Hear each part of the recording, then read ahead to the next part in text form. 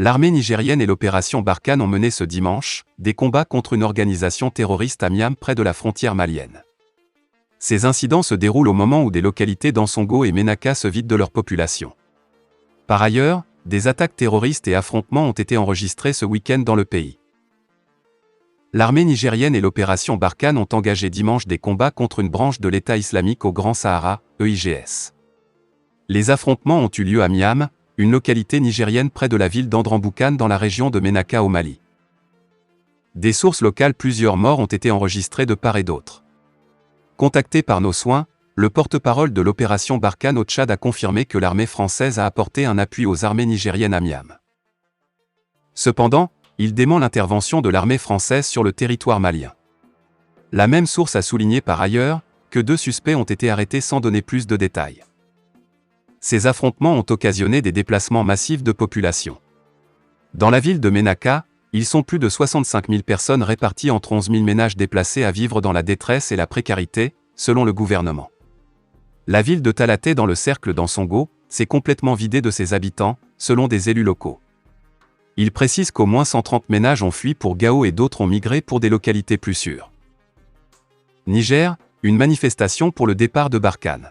Le mouvement nigérien NEM62 Mutunchi Burtchintare a organisé le 18 septembre une manifestation pour exiger le retrait de la force française Barkhane du territoire nigérien.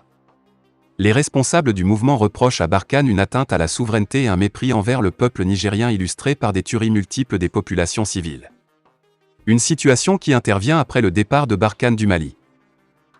Ramtan Lamamra a présidé à Bamako une réunion du groupe de la médiation internationale sur le Mali, consacré à l'évaluation du processus de mise en œuvre de l'accord pour la paix et la réconciliation issu du processus d'Alger.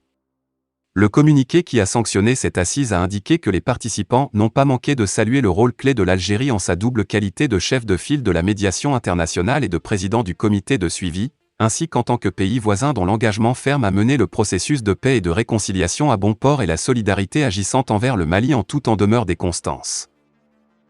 Avec le départ de la force Barkhane et les craintes d'exacerbation de la menace terroriste, cette réunion du comité de suivi de la mise en œuvre de l'accord pour la paix et la réconciliation au Mali issu du processus d'Alger, CSA, a mis en exergue la nécessité pour la communauté internationale d'accroître son engagement et son soutien multiforme au processus de paix et de réconciliation dans la perspective de conforter le succès de la transition et faciliter le retour à l'ordre constitutionnel et, de surcroît, promouvoir une paix durable au Mali.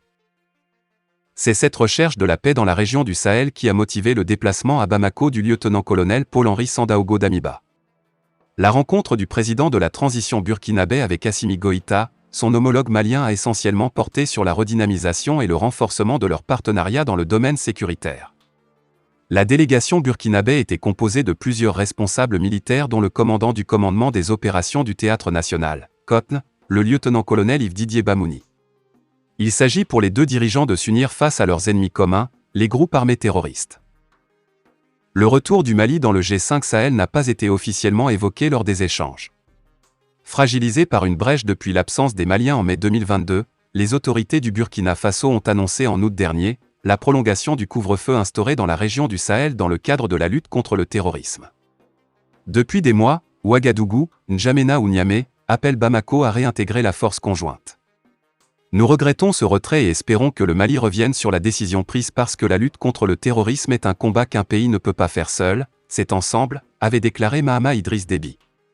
Et d'ajouter, nous allons encore nous rapprocher de nos frères maliens pour qu'ils reviennent dans le G5 Sahel, avant de reconnaître que le retrait du Mali va certainement avoir des conséquences sur la mission de la force conjointe du G5 Sahel. Nous avons passé en revue la situation sous-régionale et nous avons pensé que le Mali est aujourd'hui le grand absent de la coopération dans le domaine de la défense. Il faut qu'on travaille pour que le Mali puisse revenir et assumer ses responsabilités et jouer son rôle, a pour sa part déclaré Al-Kassoum Indatou, ministre nigérien de la Défense. C'est sans aucun doute cette requête qu'a réitéré le lieutenant-colonel Paul-Henri Sandaogo Damiba à son homologue du Mali, colonel Assimi Goïta. La région des 3 frontières au Sahel est l'une des plus menacées dans la sous-région. Avec cet appel au retour du Mali, les pays membres du G5 Sahel espèrent mettre fin aux attaques des groupes armés qui s'en prennent aux civils et aux forces de l'ordre. Fin de la vidéo, merci pour votre attention.